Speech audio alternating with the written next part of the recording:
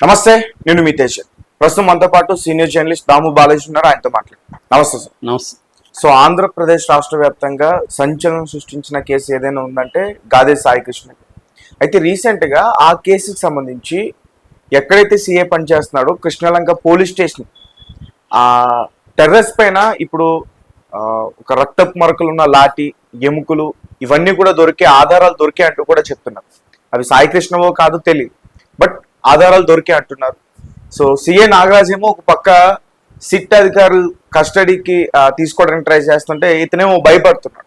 అసలేంటి సార్ ఈ విషయం అంతా కూడా అసలు ఏం జరుగుతుంది? ఇప్పటివరకు పోలీసులు ఎటువంటి పురోగతిని సాధించారు? మామూలుగా మనం సినిమాల్లో ఇలాంటి సీన్లు చూస్తుంటాం. అంటే ఒక స్టేషన్లో సిఐగా మొన్నటి వరకు పనిచేసిన నాగరాజు ఇప్పుడు అదే స్టేషన్కి రమ్మంటుంటే ఆ స్టేషన్లో నన్ను చంపేస్తారు అని భయపడుతున్నాడు. ఇది చాలా సినిమాటిక్ గా ఉంది మనకి. అంటే ఇప్పుడు నేను మన ఆఫీస్లో పనిచేస్తున్నా, రేపొద్దున నేను ఆఫీస్కి వెళ్తే నన్ను చంపేస్తారని నేను ఫీల్ అయితే ఎలా ఉంటుంది? జలుబు, తలనొప్పి, ఒళ్ళు నొప్పుల నుంచి ఉపశమనం శాస్త్రీ బామ్. జలుబు, తలనొప్పి, ఒళ్ళు నొప్పుల నుండి ఉపశమనం శాస్త్రీ బామ్ ఇప్పుడు 5 రూపాయల ప్యాక్ లో కూడా. సేమ్ అలాగే ఉంది. ఈయన లాకప్ డెత్ లో ఈయన కొట్టాడు చాలా మందిని, ఈయన సాయికృష్ణని చంపేశాడు అన్న ఆరోపణలు ఎదుర్కొంటున్నాడు.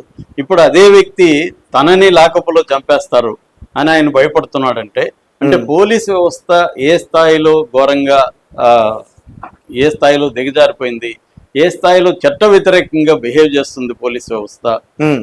అంటే ఒక సిఐగా పనిచేసిన వ్యక్తికే ప్రాణభయం ఉందంటే మామూలు వాళ్ళ పరిస్థితి ఏంటి? సో ఇది ఎప్పుడు కూడా ఇప్పుడు ఈ ఉదంతం నుంచి వేరే వాళ్ళు నేర్చుకుంటారా? నేర్చుకోరు. ఎందుకంటే వీళ్ళు ఇప్పుడు మనం సాయికృష్ణ కేసులో సిఐ నాగరాజు అరెస్ట్ అయినాక కూడా చాలా చోట్ల చూస్తున్నాం, వీడియోలు బయటకు వస్తూనే ఉన్నాయి.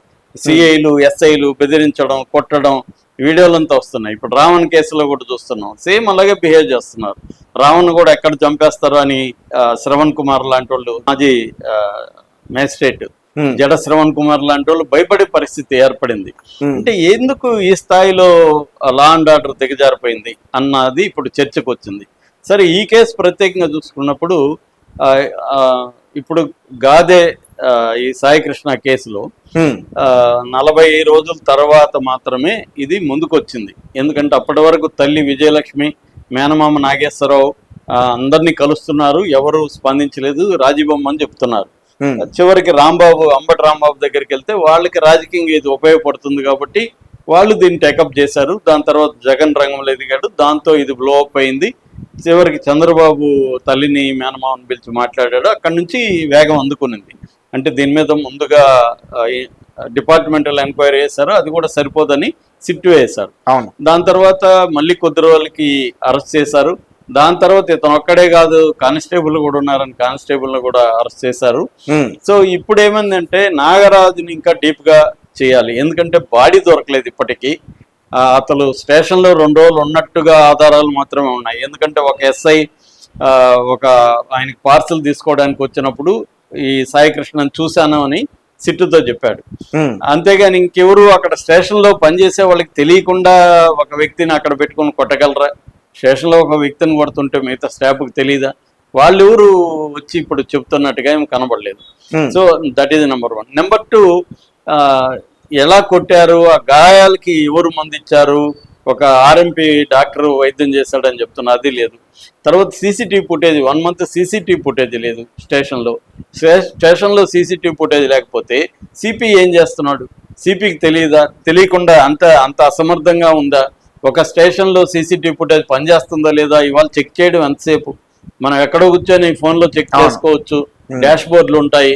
ఇవాళ పెద్ద విషయం కాదు. ఏ స్టేషన్లు ఇప్పుడు మాకు ఒక ఎన్జిఓ ఉంది, మేము ఎక్కడెక్కడో సెంటర్లు నడుపుతున్నాం, మేము ఇక్కడ ఫోన్లో చూస్తాం. అక్కడెక్కడో గుంటూరులో సెంటర్ ఈరోజు ఎంతమంది హాజరయ్యారో మేము ఇక్కడ ఫోన్లో చెక్ చేస్తున్నాం. సో అక్కడ జరుగుతూ ఉందా లేదో మేము చెక్ చేస్తున్నాం. ఇది అందరూ చేస్తున్నారు ఇవాళ. అటువంటి పని చేయకపోతే పోలీస్ స్టేషన్లో 1 మంత్గా ఇదైపోతే సిపికి ఎలా సంబంధం లేదు. అట్లాగే శవాన్ని ఎలా మాయం చేశారు? సరే, స్టేషన్లో సీసీటీవీ పని చేయలేదు, బయట ఏమైంది? బయట సీసీటీవీలు ఉంటాయిగా, ఇతను తీసుకెళ్ళి ఉంటారుగా, తీసుకెళ్ళి ఎక్కడో పడేశారు, బస్ స్టాండ్లో పడేశారు, అక్కడ సీసీటీవీ ఉంది, అక్కడ నుంచి శ్మశానంలో చేశామంటున్నారు. సో ఇవన్నీ ప్రశ్నలుగానే మిగిలిపోయినాయి. ఈ నేపథ్యంలో ఇప్పుడు నాగరాజు మొన్న ఫస్ట్ క్లాస్ మేజిస్ట్రేట్ ఆధ్వర్యంలో జరుగుతుంది విజయవాడ. నాగరాజుకి దాని ఏమంటారు వీడియో కాన్ఫరెన్స్లో జడ్జి మాట్లాడారు, ఇట్లా నిన్ను కస్టడీకి అడుగుతున్నారు, నీ అభిప్రాయం ఏంటని. సార్ నన్ను కస్టడీకి తీసుకెళ్తే నన్ను చంపేస్తారు వాళ్ళు, నాకు బెదిరింపులు ఉన్నాయి, ఈ కేసుని నా తలకు చుట్టేట్టుగా ప్లాన్ చేస్తున్నారు, నన్ను బలిపశువుని చేస్తున్నారు అనేది ఆయన చెప్పాడు. ఇది రిటర్న్గా ఇవ్వమని చెప్పాడు జడ్జి. రిటర్న్గా ఇచ్చాడు. ఇచ్చిన తర్వాత జడ్జి ఏం చేశారంటే ఆయన పేరు కొంచెం ఫస్ట్ క్లాస్ మ్యాజిస్ట్రేట్, ఆయన ఏం చేశారంటే ఇతనికి కస్టడీ ఇచ్చారు, 10 రోజుల పాటు కస్టడీ, 8 రోజుల పాటు ఇచ్చాడు, 10వ తేదీ వరకు ఇచ్చారు ఎవరికి సిట్కి. అయితే కండిషన్లు పెట్టారు, రాజమండ్రి జైల్లోనే విచారించాలి, లాయర్ల సమక్షంలో విచారించాలి, పలాని టైమింగ్స్లో విచారించాలి, ఇలాగా కండిషన్లు పెట్టారు. ఇప్పుడు దాని మీద సిట్ హైకోర్టులో పిటిషన్ వేసింది, లంచ్ మోషన్ పిటిషన్, అంటే అర్జెంటుగా విచారించమని వేసింది. ఇప్పుడు అక్కడ జడ్జి కొంచెం మహేశ్వరరావు ఆయన సండే నేను దీన్ని విచారణకి స్వీకరిస్తానని చెప్పాడు. అంటే యాక్చువల్గా సండే కోర్టు పనిచేయదు, అయినా మీరు అర్జెంట్ అంటున్నారు కాబట్టి సండే చేస్తాను, రేపు తేలుతుందనమాట. అంటే సిట్టు వాదన ఏంటంటే రాజమండ్రి జైల్లో మేము విచారించడం సాధ్యం కాదు, ఎందుకంటే అతన్ని క్రైమ్ ఎక్కడ జరిగిందో అక్కడికి తీసుకురావాలి, క్రైమ్ రికన్స్ట్రక్షన్ చేయాలి. పోలీస్ స్టేషన్లో మాకు కొన్ని ఆధారాలు దొరికాయి, ఆధారాల గురించి ఆయనకు చూపించి ప్రశ్నించాలి, ఇవన్నీ మేము అక్కడికి వెళ్ళి చేయలేం. రెండోది మా టీం అంతా రాజమండ్రిలో కూర్చోలేము 8 రోజులు. సో అందువల్ల ఇది స్టేషన్లోనే మేము చేస్తాం, ఆయన పనిచేసిన స్టేషన్లోనే చేస్తాం, మా ఆఫీస్లో కూడా చేయము, పోలీస్ స్టేషన్లోనే చేస్తాము, అతనికి ఎటువంటి హాని జరగదు అని చెప్పి కోర్టుకి వీళ్ళు లిఖితపూర్వకంగా పిటిషన్ వేశారు. నాకు తెలిసి కోర్టు ఖచ్చితంగా సిట్టు వాదనతో అంగీకరించి కస్టడీ ఇచ్చే అవకాశం ఉంది.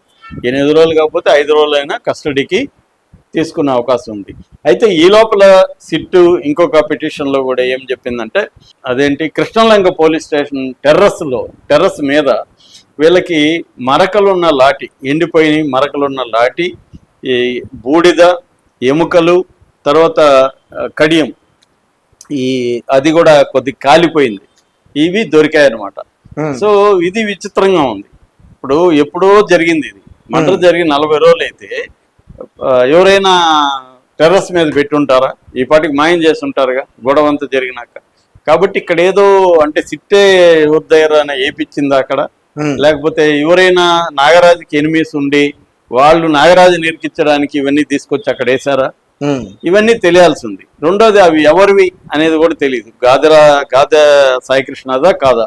అందుకని సిట్ ఏం చేసిందంటే వాటన్నిటినీ ఎవిడెన్స్ గా ఎగ్జిబిట్స్ అంటారు, ఎగ్జిబిట్స్ గా కోర్టు ముందు పెట్టి వాటిని సీల్ చేసి ఫోరెన్సిక్ సైన్స్ ల్యాబ్ పంపించింది. ఇప్పుడు డిఎన్ఏ టెస్ట్ కూడా పర్మిషన్ అడిగింది. సో ఇప్పుడు సాయికృష్ణ తల్లి విజయలక్ష్మి డిఎన్ఏ తీసుకున్న తర్వాత, ఎందుకంటే తల్లి డిఎన్ఏనే కొడుకుంటుంది కాబట్టి, సో ఈ డిఎన్ఏని తీసుకొని ఈ బూడిద ఎముకల్లో డిఎన్ఏని కలెక్ట్ చేసి ఈ డిఎన్ఏ కానీ మ్యాచ్ అయితే అది సాయికృష్ణవే. అప్పుడు టెర్రస్ మీద ఎందుకుంది అనేది, అంటే ఇప్పుడు పోలీసు వాళ్ళు మామూలుగానే ఇన్వెస్టిగేషన్లో రకరకాల ట్రిక్కులు చేస్తుంటారు. వాళ్ళు సాక్ష్యాలని తారుమారు చేయడాలు, తమకు అనుకూలంగా వాళ్ళు ఎవరినన్నా ఇరికించాలంటే దానికి తగినట్టు పెట్టడాలు, ఇవన్నీ చేస్తుంటారు. ఇవి మనం అనేక సినిమాల్లో కూడా చూస్తుంటాం. ఇప్పుడు అదే సిఐని అదే పద్ధతులు వీళ్ళు కూడా ఇరికిస్తున్నట్టుగా సిఐ ఆరోపిస్తున్నాడు. అంటే అది కొంత మనం ఆలోచించేవాడికి కూడా అదే అనిపిస్తుంది, నిజమే అని. ఎందుకు టెర్రస్ మీదకి ఇప్పుడు ఎలా వచ్చాయి బూడిదలు ఇవన్నీ? అంటే ఎంతో 40 రోజుల్లో వర్షం పడి ఉండొచ్చు, లేకపోతే ఎవరో క్లీన్ చేసి ఉండరా, నాగరాజుకి తెలీదా? ఒకవేళ ఆయన పైన వేసుంటే ఆయనకి దాన్ని సాక్ష్యాలను తుడిచిపెట్టేయాలని తెలీదా? ఎందుకంటే సీసీటీవీనే ఆయన 1 month లేకుండా చేసిన వ్యక్తి ఇవన్నీ పైన ఉంచుకుంటాడా? కాబట్టి ఇవన్నీ ఏంటంటే ఎవరు నాగరాజుని ఇరికిస్తున్నారేమో అన్న అనుమానాలు అయితే వస్తున్నాయి. దీని తర్వాత ఏం జరుగుతుందో చూడాలి. Right sir, thank you so much.